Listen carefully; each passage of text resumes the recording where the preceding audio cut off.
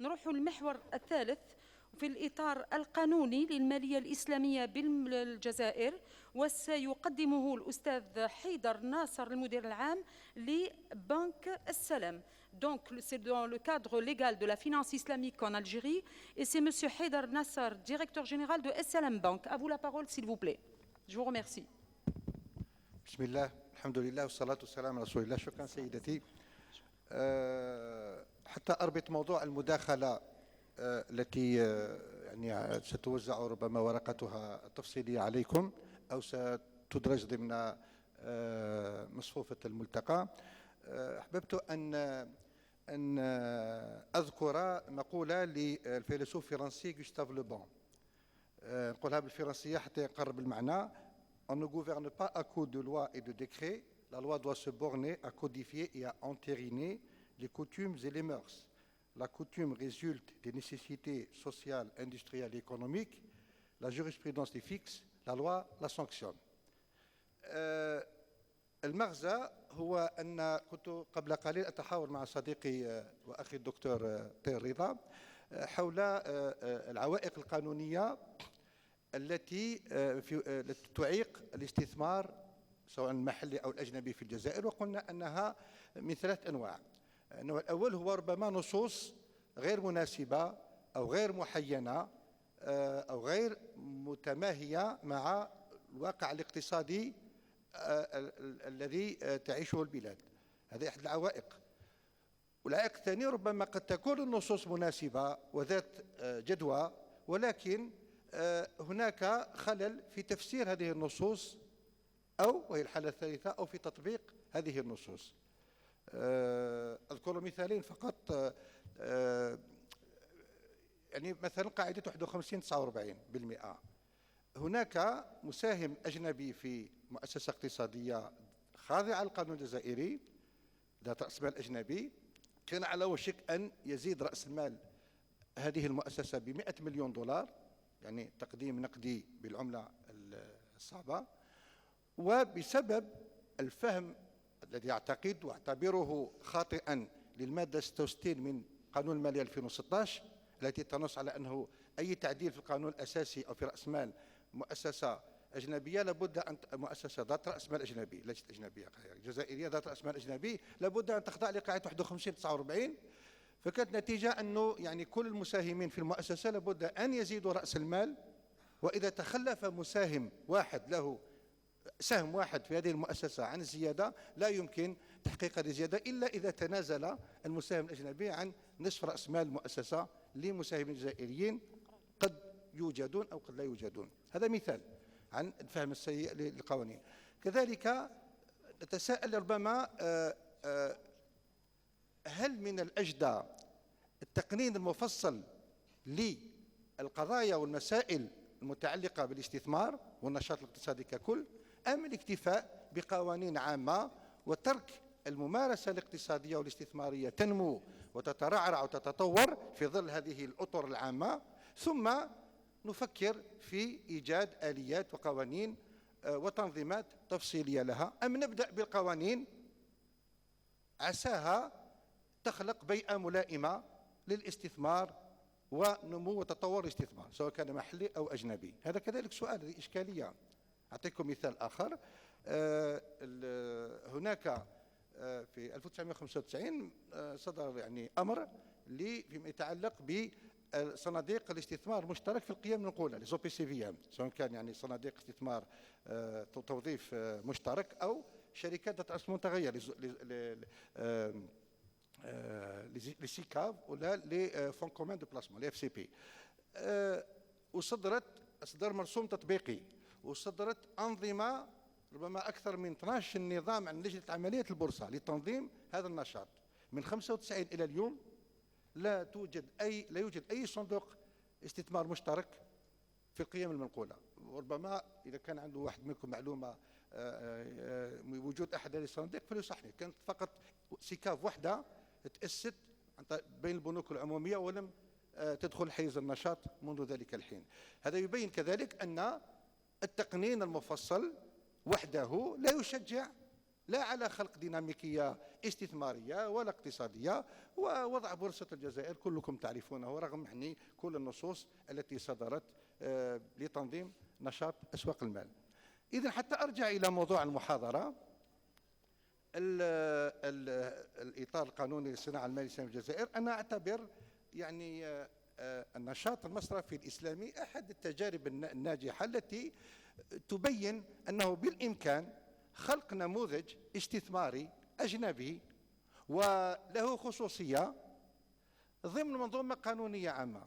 لما تأسس بنك البركة الجزائري في 1990 تأسس ضمن قانون النقد والقرض، وكان أول تجربة استثمار أجنبي واستثمار خاص في القطاع المصرفي الذي كان حكرا من قبل 1990 قبل صدور قانون النقد والقرض، قانون 14 أبريل 1990، حكرا على البنوك الحكومية.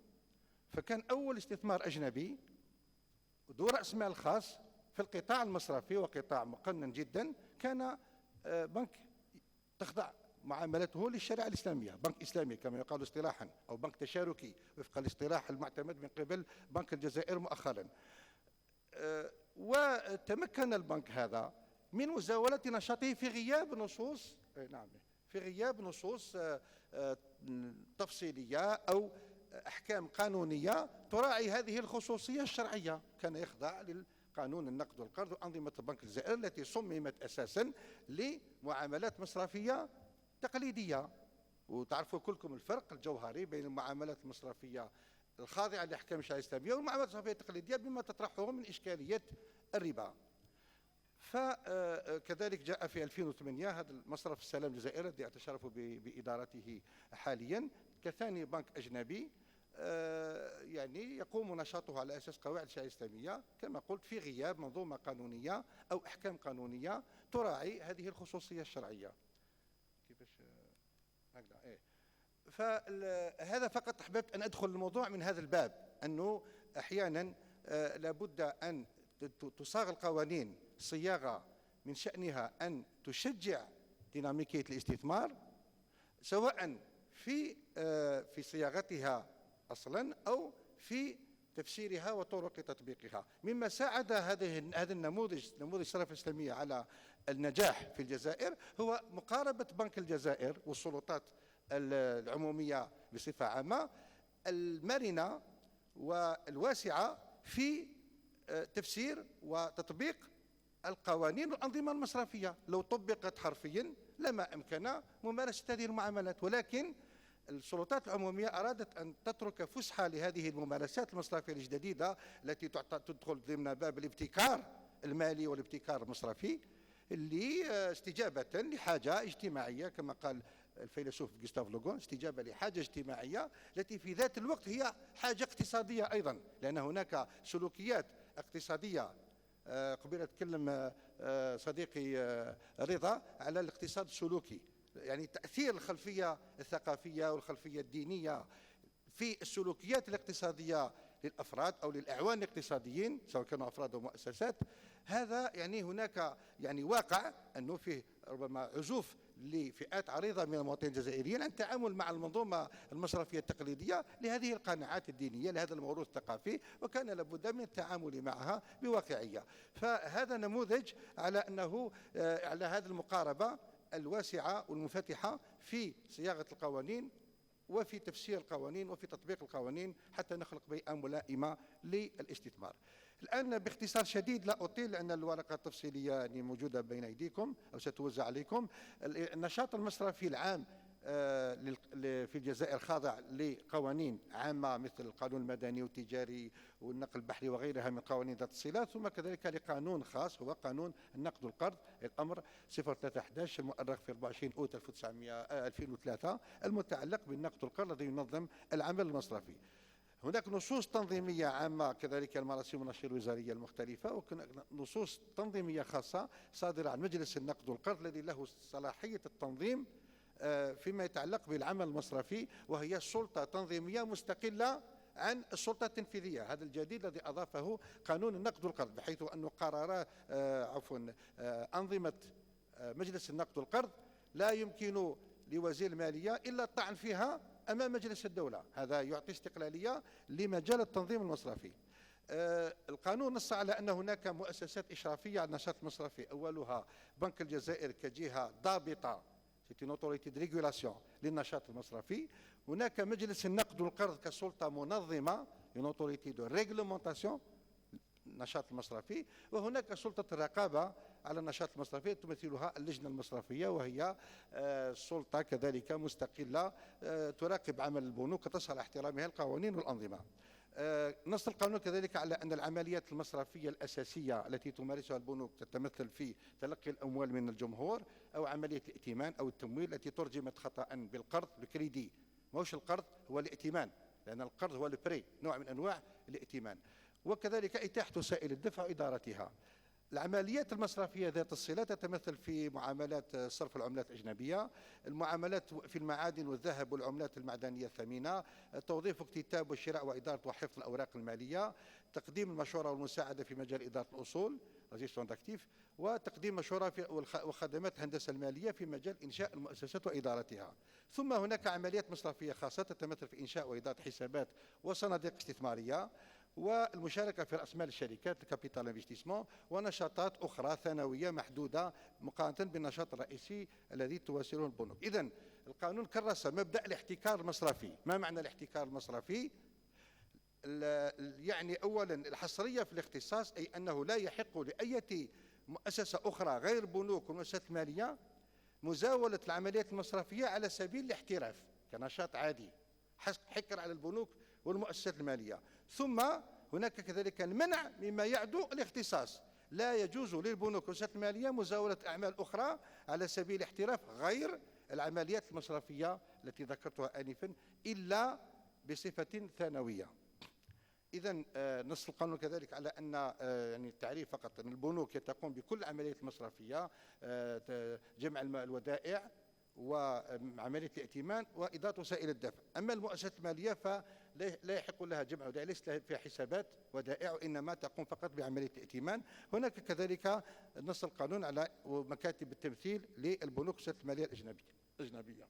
الآن كيف كان يعني الحالة القانونية للصيرفة الإسلامية قبل صدور الأمر 18/2/4 نوفمبر 2018 عن بنك الجزائر، والحالة التي وصفتها آنفا، يعني ممارسة العمليات المصرفية الإسلامية في إطار نظام قانون النقد والقرض العام الذي لا يراعي خصوصيتها.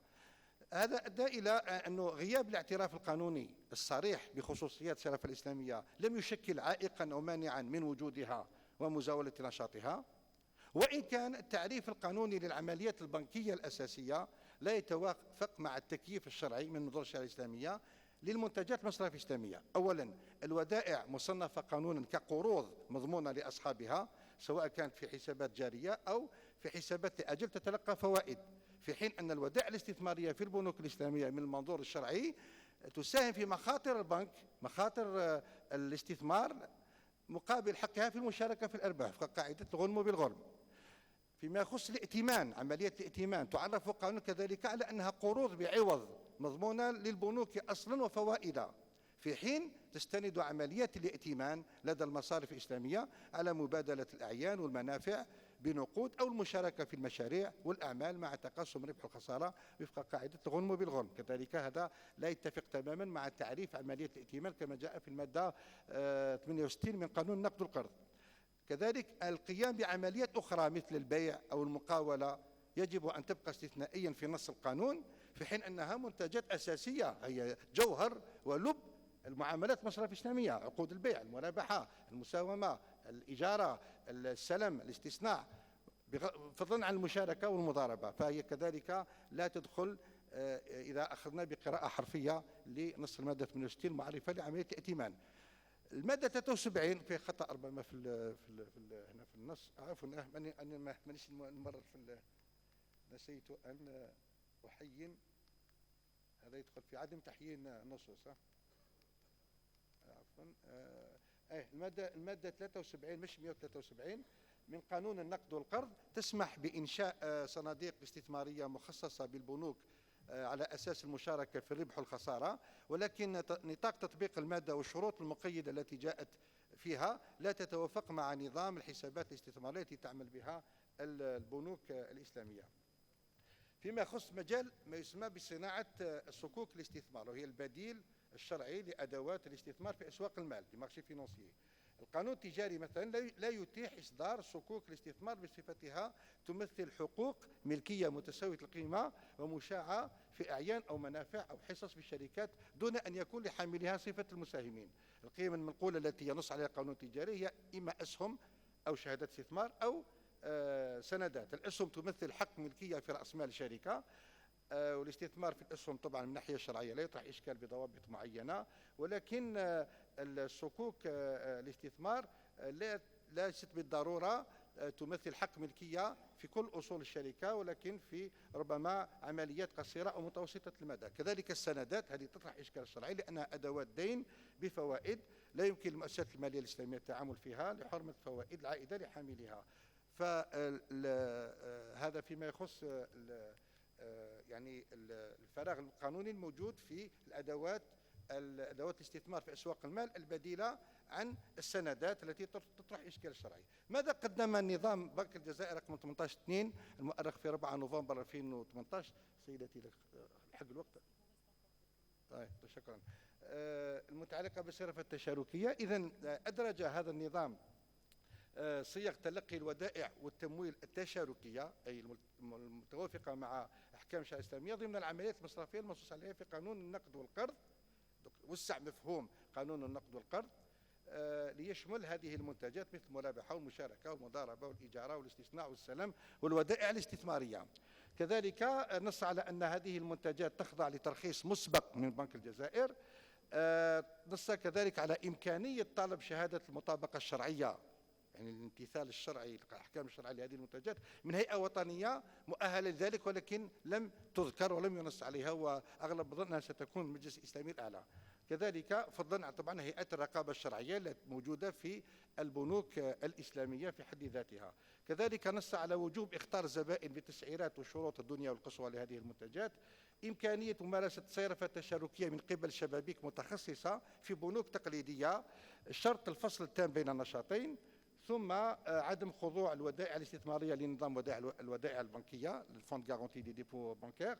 وأخيرا تخضع منتجات الصرافة التشاركية للأحكام القانونية والتنظيمية المتعلقة بالنشاط المصرفي بالإضافة إلى أحكام مادة النظام 02/18.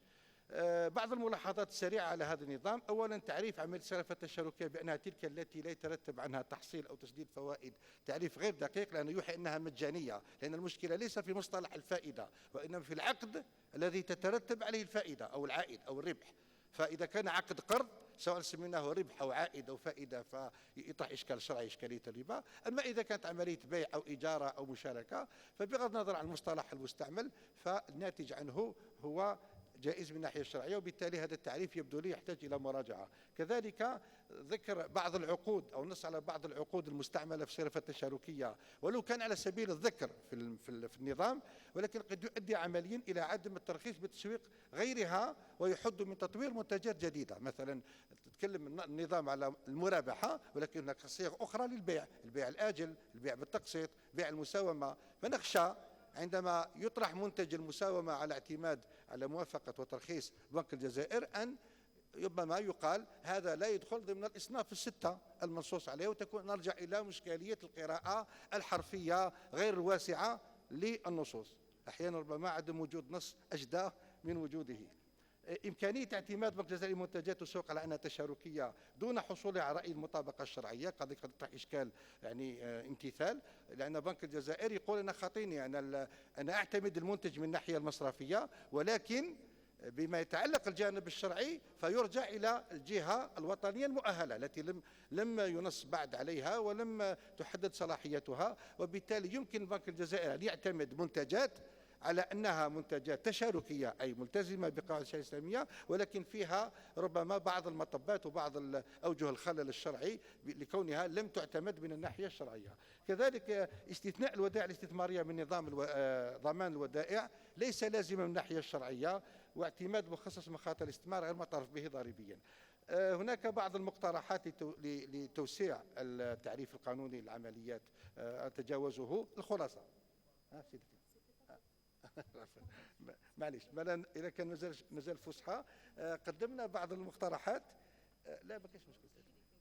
ما كاينش مشكل. لا عفوا العفو.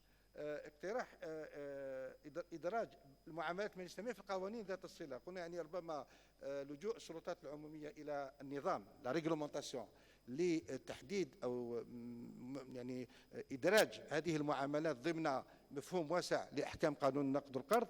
كان من الاجدى ربما ان يعني يعدل القانون بما يوسع من مفهوم المواد 68 و 67 68 69 الى هذه المعاملات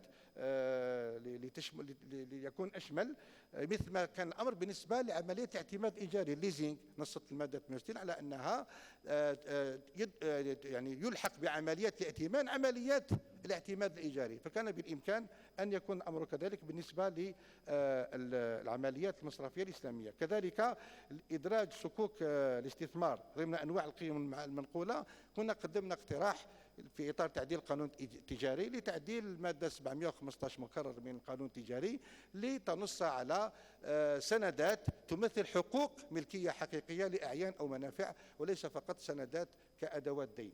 ثم كذلك الحرص على ان يكون هناك حياد ضريبي بتطبيق نفس المعامله الضريبيه على العمليات المصرفيه الاسلاميه موازاه او نفس المعاملات تطبق على المعاملات المصرفيه التقليديه. الخلاصه، إذا كان نظام رقم 0218 خطوة أولى نحو إدماج الصناعة المالية المصرفية الملتزمة بالشريعة الإسلامية في المنظومة القانونية التي تحكم النشاط المصرفي، سيمكن البنوك العمومية والخاصة التقليدية ذات شبكات الفروع المنتشرة من ممارستها، مما سيسمح بتوسيع رقعتها وتمكين شريحة كبيرة من المتعاملين من الاستفادة منها، لأن البنكين التشاركيين الحاليين البركة والسلام ربما عدد فروعهم ما يتجاوزش 40 فرع 50 فرع عفوا 50 فرع. ففي حين ان البنوك العموميه في وحدها عندها تقريبا اللي عندها نوافذ هذه وشبابيك اسلاميه تحوز على تقريبا 600 فرع. هذا يسمح بتوسيع رقعه استفادة من هذه الخدمات، وكذلك توسيع رقعة صيرفة كثير من المعاملات التي لا تزال ربما خارج السوق المصرفي بسبب هذا التحرج الشرعي للكثير من المواطنين والمتعاملين الاقتصاديين من الاستفادة من الخدمات البنكية. ثم أنه هذا النظام أعتقد أنه في حاجة إلى خلاص هذه خاتمة في حاجة إلى تطويره وتكملته بنصوص أخرى تؤسس قانونا لمنتجات السوق المالي الصكوك والتأمين التكافلي كذلك. وإذا كنت تجاوزت الوقت اعتذر منك سيدتي، وأشكر لكم حسن الاستماع. شكرا أستاذي المحترم. أستاذي معذرة مرة أخرى خاطرش مازالوا واحد آخرين. جو سوي سانسيرمون ديزولي أون ديباسي أن بو. ألوغ سيل فو بلي نروحوا للمحور الآخر اللي هو التمويل الخارجي كوسيلة لترقية الاستثمار من الأستاذ محمد أمين بوطالبي رئيس المركز العربي الإفريقي للاستثمار والتطوير. Voilà, donc dans le cadre aussi du financement extérieur, méthode de développement de l'investissement, ça sera autour de M. Mohamed Amin Boutalbi, président du Centre arabo-africain de l'investissement et du développement. J'espère que vous allez un petit peu respecter la rôle, comme ça je ne vous embêterai pas à vous dire 5 minutes, 2 minutes. Je suis sincèrement désolée. Merci. Vous avez 20 minutes. بسم الله والصلاة والسلام على رسول الله. أمسية سعيدة للجميع. نشكر الأساتذة كلهم من تدخلوا في الفترة الصباحية والفترة المسائية. عندي سؤال للقاعة أولا قبل ما نبدأ المداخلة. هل في القاعة من هو مستشار قانوني لمؤسسة مختلطة؟ فيه مستشار قانوني لمؤسسة مختلطة في الجزائر، عضو مجلس إدارة لمؤسسة مختلطة في الجزائر. للأسف الشديد المؤسسة المختلطة في الجزائر لا تعرف المحامي إلا حين الدفاع، يستحقوه بيدافع علينا. معناتها المحامي ربما راه بعيد على المؤسسة، وربما المؤسسة ما تتبعش الأمور القانونية اللي تبحث عليها فعليا باه تبني المؤسسة بمنظومة صحيحة. الاستثمار الأجنبي خواف جبان، كلنا نقولوا باللي يخاف أنه يحط أمواله في الجزائر أو في أي دولة أخرى، خاصة كما تكونش كاينة هناك أمور فيها جاذبية للاستثمار الأجنبي. احنا الاستثمار تاعنا فيه قانون، فيه أوراق مكتوبة، لكن الجاذبية صفر. أنا في الفترة الصباحية لما قال خويا هواري الأستاذ هواري تغرسي أنه سنة 2019 صفر، حقيقة مرينا بأزمة، لكن كي ذكر الأستاذ رضا الآن أنه كنا بالناقص، هذا مشكل كبير جدا، لأنه العملة الصعبة هي اللي ترفع قيمة الدينار. لما جبناش عملة صعبة الدينار ما يرفعش، يبقى في المستوى تاعو. احنا حابين استثمار أجنبي حتى تكون هناك تنافسية أكثر، حتى تكون هناك مناصب شغل أكثر، حتى تكون فرص أكثر للجميع. بالنسبة لي أنا كأمين بوطالبي لا أحبذ التحدث كثيرا عن سوناتراك. سوناتراك أحب أن أنسى أنه عندنا البترول، نبحث على تنافسية كبيرة بحيث أنه كاين إطار أكبر لبناء اقتصاد أقوى. اقتصادنا مش فشكرة حليب، مع احتراماتي لكل واحد يقدر نفسه وحجمه. اقتصادنا دولة تملك كل الإمكانات الفعلية لنهوض اقتصادي سريع، وكل الناس تشتغل وكل الناس تكون لها مكانة. احنا ما نحوسوش قرض يعني دين، نحوسوا الاستفادة من العديد من التجارب اللي مرت. ربما كاين ليزينك، كاين البيوتي، هذا التمويلات مهمة في الجزائر، لأنه فيه العديد من الشركات الوطنية ولا الخاصة اللي تحتاج تمويل. لماذا نخلي الدولة دائما هي تمولها من الخزينة العمومية؟ نفضل ونفكر أني كيف أستقطب أموال من جهات خارجية، ربما أو من جهات الجزائر تساهم فيها وما عندهاش عائد. كنا سمعنا من الفترة الصباحية الآن